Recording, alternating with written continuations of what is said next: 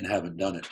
I think there's huge opportunity in telehealth, Sure. um, in terms of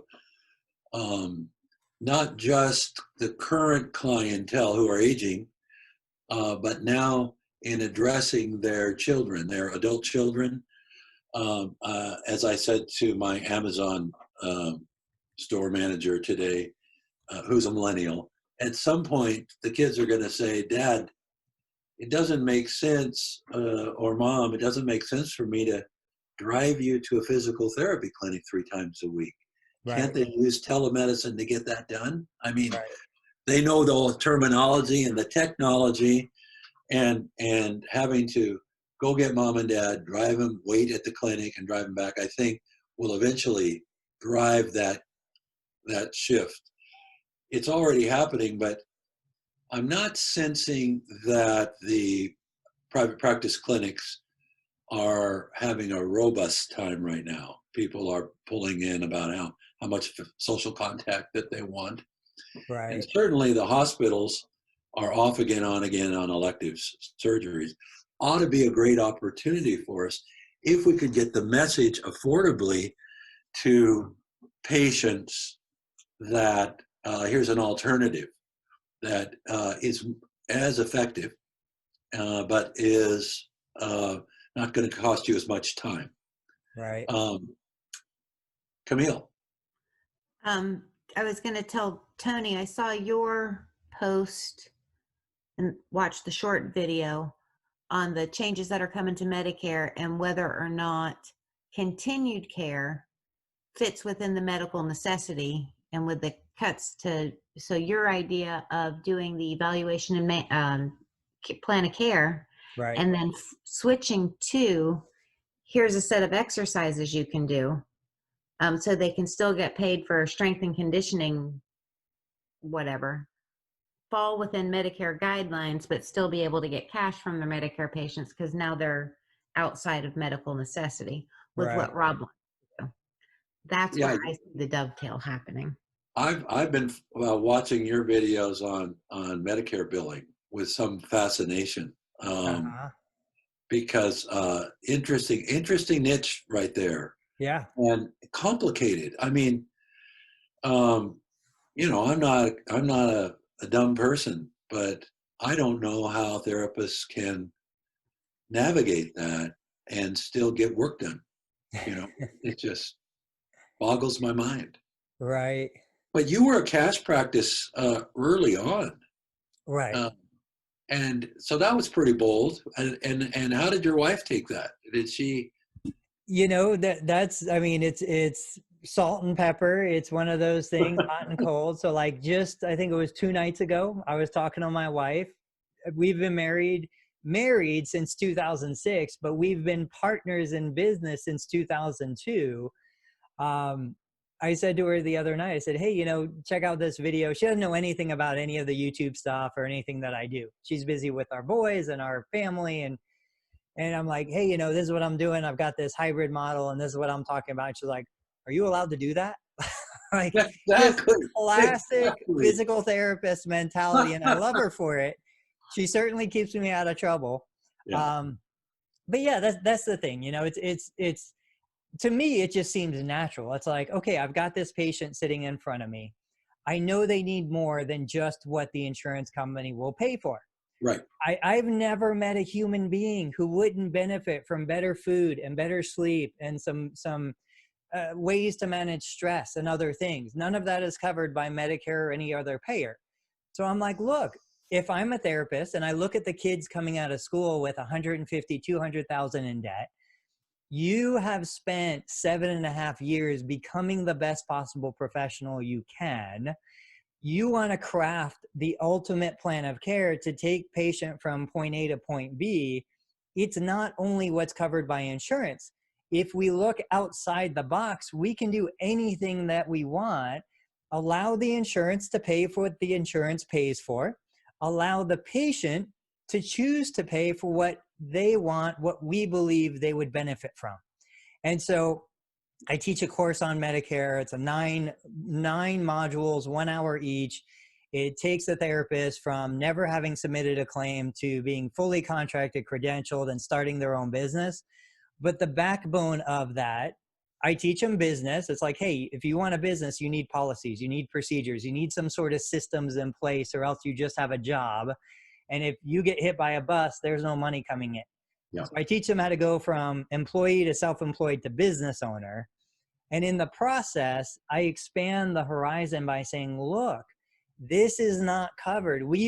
So I used to do it too. I would take your shoulder pulleys, I would give them away for free, because even selling them for 10 bucks, 15 bucks, 20 bucks, I wasn't good at it. I was a therapist. I just wanted to make my patient feel better, you know? And so I'm trying to show them, hey, look, Medicare isn't paying for this. You don't have to give it away. If you want to scribble 3 exercises on a piece of paper, give that away. But if you want to record 3 exercises on videos and put them on a platform that can be sold for 10 bucks, Medicare is projecting a 9% cut to reimbursement for this coming year. That $10 is going to replace the 9% cut. Yeah. Right. And so these are the conversations that I'm trying to have with them, even from the perspective of saying, look, let's say you came to me with a shoulder problem. I do the initial evaluation. If I could document and share that initial evaluation, I guarantee thousands of other individuals in your age group, in your demographic, are sitting at their computer right now, searching Google for a solution to the same problem you have. Let me record this session. Instead of me earning $100 from Medicare paying me to treat you, we share your experience with me, and YouTube will pay me. I made $900 from YouTube videos this month. You know, like, there are so many ways to leverage the knowledge and the resources that these clinicians have. But right now they're trapped either between their ears or within the 4 walls, and it's not getting out. And that's really, when I look at telehealth, I think the trouble, I've been working with a guy, Rob Vining. I don't know if you come across his name. He's been in telehealth for over a decade. Yeah, I've been following him. Okay, so he and I have gone back and forth. We've interviewed each other. We're good friends. I have total respect for him. The thing that we see is clinicians tend to try to take what's successful in face-to-face in the clinic treatment and just turn it into a computer session. You can't do that. You have to approach telehealth as a different modality, a different way to communicate, a different way to treat. And if you're not good at switching those roles, you really struggle. And I think most of the slow to adopt physical telehealth is coming from the clinicians. I think the patients are ready to do it. They're like, hey, I can do FaceTime. Medicare has loosened HIPAA guidelines. The federal government loosened HIPAA guidelines. We can do FaceTime right now. We can have a physical therapist assistant go into the patient's home if I needed somebody on site to set up the telehealth session. There are so many freedoms we have right now, as long as the public state of emergency is in effect, that will allow us to lay the groundwork, the structure, so that if things change and if everything goes back to the way it was, we're 10 times in front of the profession when it comes to technology and telehealth and access. But you're 100% right. These geriatrics who maybe aren't comfortable on a phone or a device, they have adult kids who are. And they have adult kids who would be more than happy to flip on the camera, set up Zoom, set up whatever HIPAA compliant platform, and put grandma or grandpa, dad or mom in front of the computer. It's just up to us as clinicians to be like, oh, you mean I can't rub your shoulder? If I can't rub your shoulder, how am I going to make it feel better? Yeah. But I really think there's a huge demographic who don't want you to rub my shoulder, who just want you to tell me what to do and let me go do it. And I'll be happy, because I come from a generation who's ready to work. I'm not talking about my generation. I'm talking about yours, but you get the idea. Yeah. Well, let me ask you this, because we've been trying to crack this code for years. About 50% of my sales are through distributors like Performance Health, most there. Now another 25% or so is on Amazon, and that's moving very rapidly. The smaller distributors are going out, and the Amazon sales are growing. And 10% or so of our business comes strictly direct to our website. Those are the people we're able to, collect data on and get feedback on and so forth. Right. Well, running ads like Google ads to get people to buy a shoulder pulley, the threshold is so low because the price of the pulley. Now, because I want all the distributors and all the people who shop on Amazon to see RangeMaster when they Google the term shoulder pulley, which Right. they do at between 30 and 40,000 a month. People are Googling that term. So that's telling you that's that many people experiencing shoulder pain, right? At Right. least. But I can only, so far, the lowest I've got my cost per conversion down to is around $10 to $12.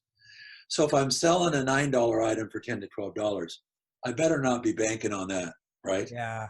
But I keep running the ad on a limited budget and call it image advertising, right? Because if you Google shoulder pulley right now, I think you'll see us in the top left corner. You're very likely to go on someplace else and search around, but we'll have made that first impression with you. Right. And because we operate between 15 and 20% net operating income on our sales, we know that that's working in an image advertising. We're not a direct response company per se. I'll tell you where I know it would work, and it's what tempted me to go try to figure out the clinic thing, is if I could run an ad and get people an engagement. So now I've got their email address, possibly their phone number, and I could begin to approach a plan of care where ultimately the lifetime value of that customer is in excess of $1,000. I don't mind paying $12 a lead for those people, right? Because I know they got a shoulder problem. Right. And so I'm wondering if I've come up with the beginnings of a patient recruitment strategy or tactic by getting people to engage on the pulley itself, which is the leading indicator, and then finding out whether they're post-op or non-operative, and whether they're 6-month post-op versus the doctor just told me to go get one, because that 6-month person, they're really not, they're not afraid of spending some money at that point because they've had the ultimate engagement, which is they cut my shoulder open, right? Yeah. And now I'm not getting the result that I wanted. And I'm starting to search for solutions. So in terms of where are we going to go, I don't know that if I get to work till I'm 85, I might be able to be back in. And by then we may have a compact that covers the whole country and we could do telehealth all around. I don't think that's the shortest route to victory. And which is why I'm anxious to visit with you and just see what do you got? What do you think could work? Because you've tried so many entrepreneurial things inside the physical therapy clinic that I think even your micro videos are a really quite interesting concept. Yeah. I mean, I think I've always been a fan of kind of bundling value. So when you look at the story of ClickFunnels, when you look at Russell Brunson and the way he started with the potato gun and some of his content that's out there, he talks about kind of putting together things that, if you're going to sell a shoulder pulley on your site, you only have the value of the pulley. And to the lay person, they have no idea, like, what does that even mean? It's just another piece of equipment that's going to gather dust because I'm going to buy it and I'm not going to use it. But now if we can combine that with the potential telehealth consultation. So now you have the army of therapists out there. And I'll tell you I'll go down this road and then I'll tell you why I think it didn't work before, but may work now. So you've got this army of therapists that are treating, they're hands-on. Patients trust their therapists, patients trust their surgeons. So the therapist is working with the patient. Like, why is every therapist not saying, hey, you need to go buy this $10 pulley. You need to go buy this $15, $20 system. Like, it's a drop in the bucket. You just spent $25,000 of insurance dollars on your shoulder. Go buy a $20 pulley, right? So why doesn't every therapist do that? what's holding them back. I can tell you when I used to, and I think this is why you're seeing so much more traffic on Amazon. And I'm curious to hear your take on it. I used to buy through, it was a company in Indiana, like medical something, like there were probably 3 distributors. Meyer PT is a big one here in Northern Ohio. There's Wisdom King, I think has a website that I used to buy stuff from, but Salmon's Preston, of course, but they're all commodities. I'm looking for the cheapest price. I don't care about any of you guys. I don't have connections to any of you guys. And now with same day, next day delivery, I'm buying everything through Amazon. So I don't know necessarily that consumers are your biggest purchaser on Amazon, because when I talk to my peers, many of them are buying clinic products through Amazon just as much. Yeah. So I'd be curious to know how much of the Amazon sale is going to therapists and how much are going directly to the consumer.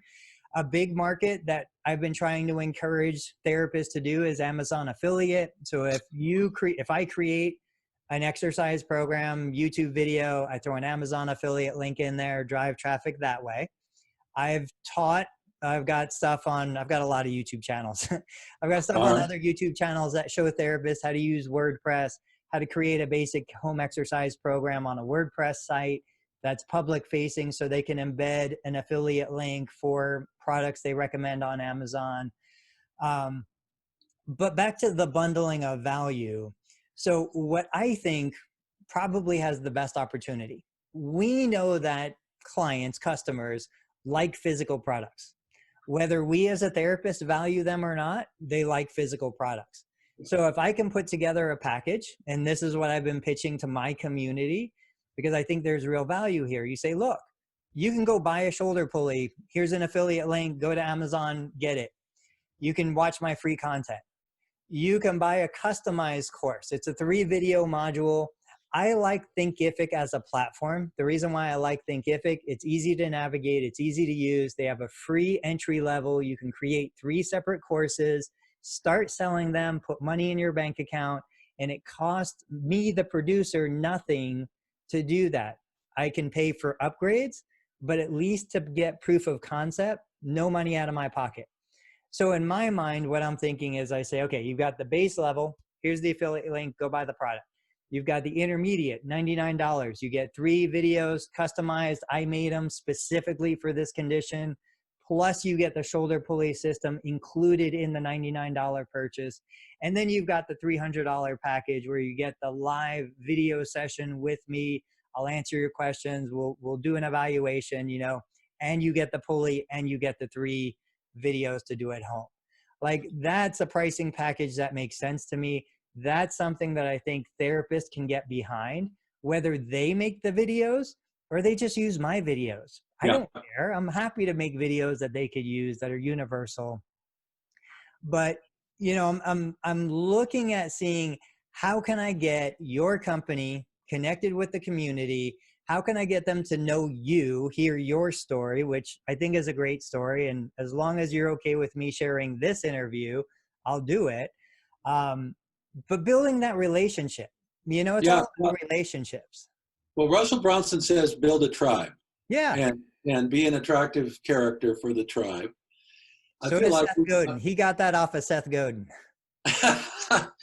and I think he's right. The question is, where does it monetize? And this is back to your question in terms of, for the therapist, as soon as they figured out, Simons and Preston and TheraBand and everybody wanted the clinic to be the store, right? Right.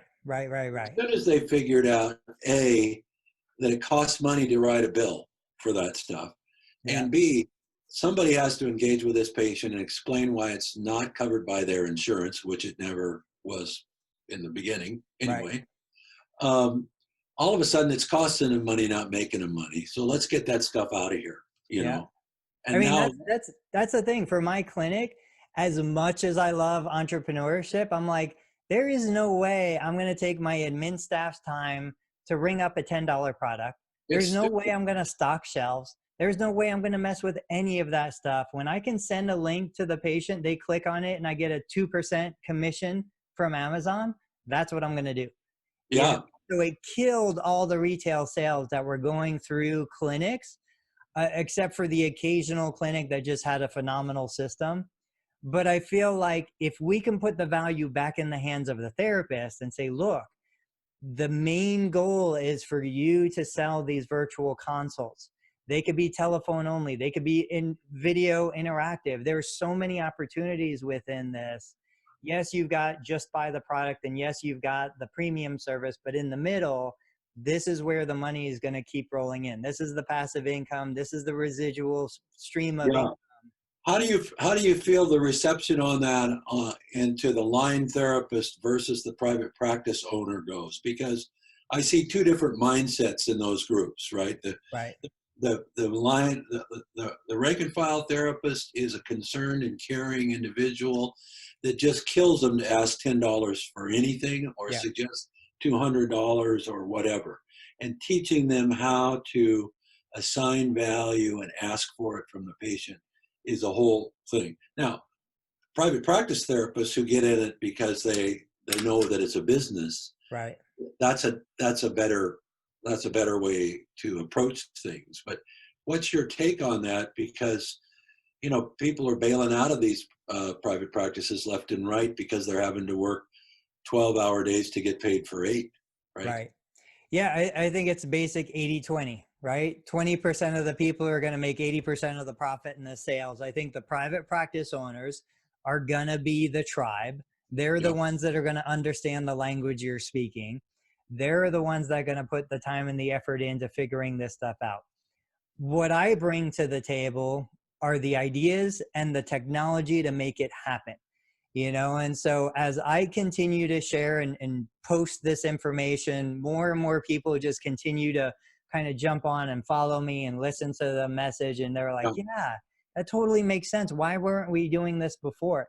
And so like you said, as hospital-based clinics are downsizing, as we see changes in home health, billing and collections, the reality is, from a job market, things are scary for therapists right now. There isn't enough margin in employing a therapist. Right. I cannot hire a physical therapist, pay them what they want to feel respected and earn a profit. I just can't do it. Yep. So now that therapist has a choice. They're either going to take money at a loss because they have $2,000 a month student loan to pay, or they're going to go on their own and they're going to do it themselves. And hopefully the voice that I share is the voice of saying, look, you're a therapist. Your goal is to build strength and resilience and independence in your patients. I'm a therapist. My goal is to build strength and resilience and independence in you so that you can go do this business thing without having to worry about being a business major and make it work.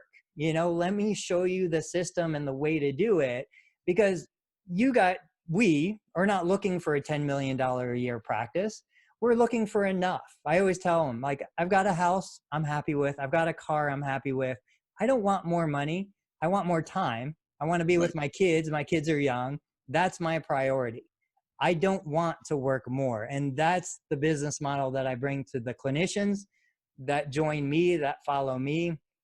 And it really, it gains steam. How do we I'm a believer in a win-win, Tony. How do we monetize this for you? Because I would dearly love to have access to your brain and your familiarity with technology. Absolutely. So this is what I would like to do. I never like to get into anything unless I have proof of concept. You heard me say that earlier. It's just so important to me. So the fact that you and I got a chance to talk, and Camille, you're here with us, is great.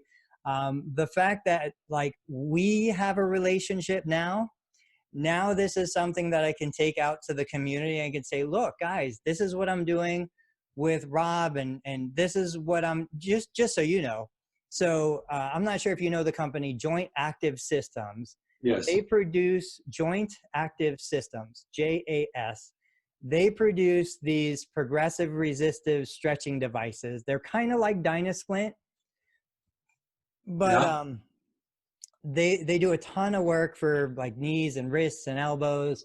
They reached out to me because they saw some of my content. So I'm working with them as well, exactly in the same way I'm working with you. They are a very similar company, family owned here in the US. They're just a phenomenal team, and they really want to kind of expand and build relationships with therapists. And I told them the same thing. You know, they're at a higher price point. They're at like a $700 product. But I told them, I'm like, look, you guys give us something to differentiate ourselves. If I can go into a home with a program and kind of like a corporate backing behind me, look, these are the products, this is the company, this is what we do. It separates me from, you know, the corporate clinician who does a great job, but they're only doing their job and they don't want anything more than their job, you know, and that's fine for them. So you guys, Joint Active Systems and Comfort Track, which is the traction unit device, they're like in second place to Saunders. Saunders is the monster in the industry. Comfort Track is kind of second. I always say, like, you guys, they're the Avis to Hertz, right? Yeah. You guys are like the gold standard from what I understand in the shoulder pulley profession. We want you to think that, that's for sure.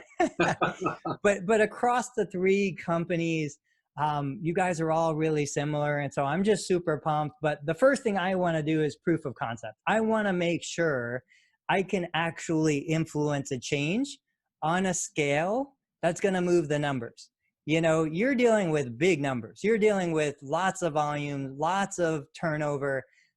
I want to make sure that I can bring something to market that's going to actually move the needle in some meaningful way. Yeah. We're doing over 200,000 patients a year right now. So yeah. So let me think about it. My main goal for tonight was to get a sense for you and kind of where your passions lie, where you want to go with this. I definitely think the virtual, whether it's paid for by insurance or paid for by the patient, is probably the greatest, like, large scale opportunity. I'll just give you one more little piece that I've been working on lately. Everybody's thinking telehealth has to be video, I have to see you and I have to, no, like most of the people. So I have a growing total knee replacement support group on Facebook. That is the main content for my main YouTube channel. We just passed 5,000 subscribers, and consistently I use a website called, and you should check it out, clarity.fm, clarity.fm. It's a website designed for mainly tech startups. If I want to talk to a CEO, I can go there, I can find them, I can pay for a call by the minute. What's great for a clinician is the website doesn't charge me anything until a call is booked and paid for. They track every single minute, so I don't have to give a patient my cell phone or somebody across the world that I don't know. Everything goes through the website, and I tell therapists all the time, like, guys, even if you spend 3 extra minutes of unpaid time over 100 calls, it's well worth the 15% fee that Clarity charges. So I'm driving traffic through Clarity back to me for a simple paid phone call. And the phone call isn't about treatment. The phone call is me delivering peace of mind. The phone call is me saying, you know what, Sally, that makes total sense. Everything you're experiencing is totally normal. I've seen it in the clinic 100 times. I know you don't have access to other people who had a rotator cuff repair, but I see 100 a year. And I can tell you that everything you just said is completely normal. So what I want you to do is I just want you to give yourself a break, let your body heal. You just went through a major surgery, and let's keep this conversation going. Just slow things down, you know, and that's what patients want. They want peace of mind. They want somebody who's been through it, who's seen it, to say, look, you're okay, you know, and somebody they can get on the phone. So again, these are components that we can put together seamlessly that don't take money out of the therapist's pocket, because that's a big concern these days, but allows them to start driving calls, start making money, start doing things, and see if they like it.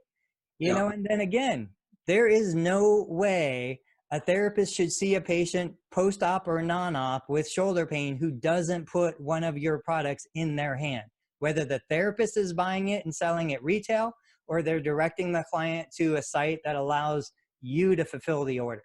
They got to get that patient moving in a pain-free range. And Absolutely. Change the look, chemistry in the shoulder and the shoulder will feel better. It's that you, simple. you know, Rob Vining says he just gives it away as part of his package deal. A You know, lot of us do. Yeah. and which makes sense to me if you charge enough for the package. And I that's the think if thing. So if it costs me, even if I buy it retail for 10, 11 bucks, but it's, you know, priced at 20 to the patient, I'm still gaining $10 of equity. I'm still gaining $10 of goodwill and value in that exchange.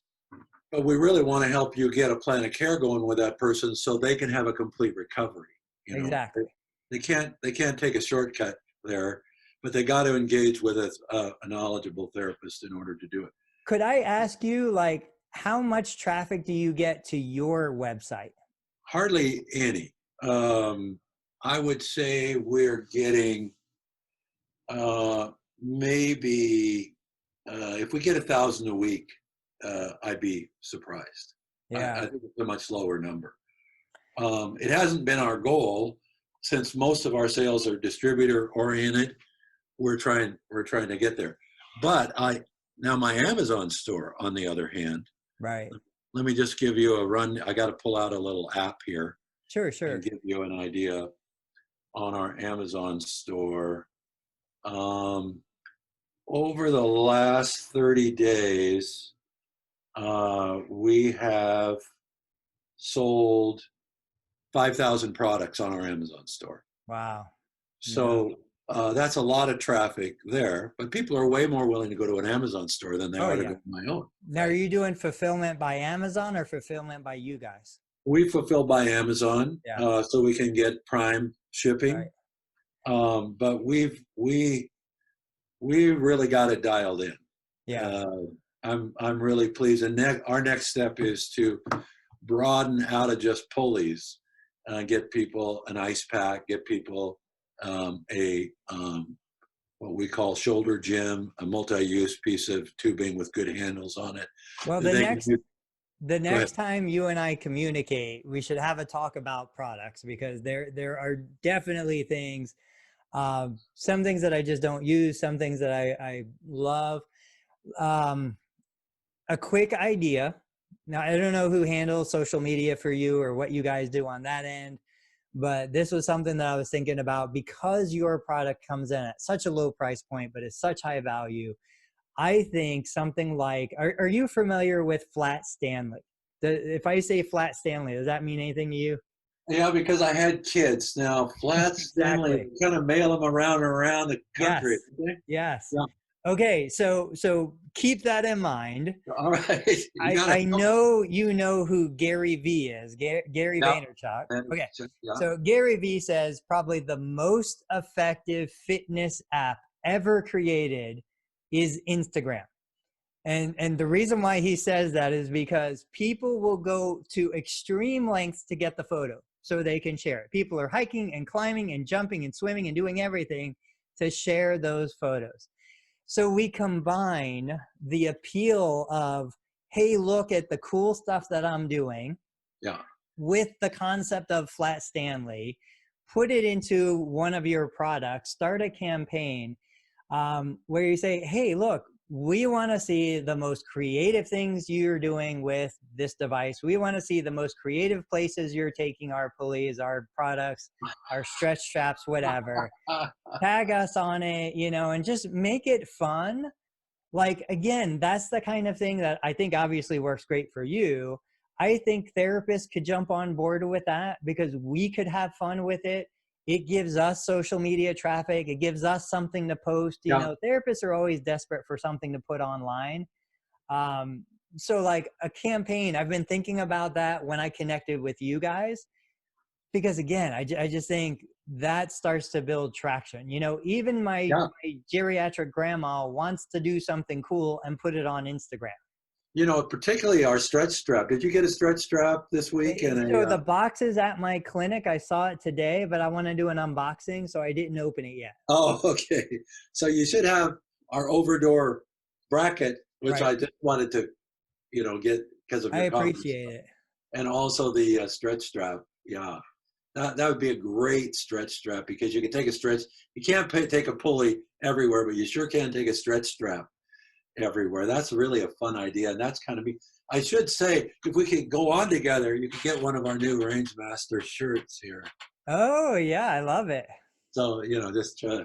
I should probably try to tempt you that way, but I know, you know, we did a posture video today that we're going to try to put out there to our. We do email about 20,000 therapists a week with a little something.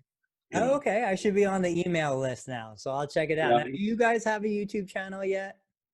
We have a YouTube channel, but we haven't worked it. I'm fascinated by the amount of content you pump out, and you make it look so easy that Yeah, it's not. especially because I've got the Medicare billing YouTube channel, the total knee replacement YouTube channel, eCourse Live YouTube channel, and a couple other little ones. The new shoulder channel that I'm creating with you guys and some other stuff. So, Given that it's 11 p.m. your time, when do you sleep?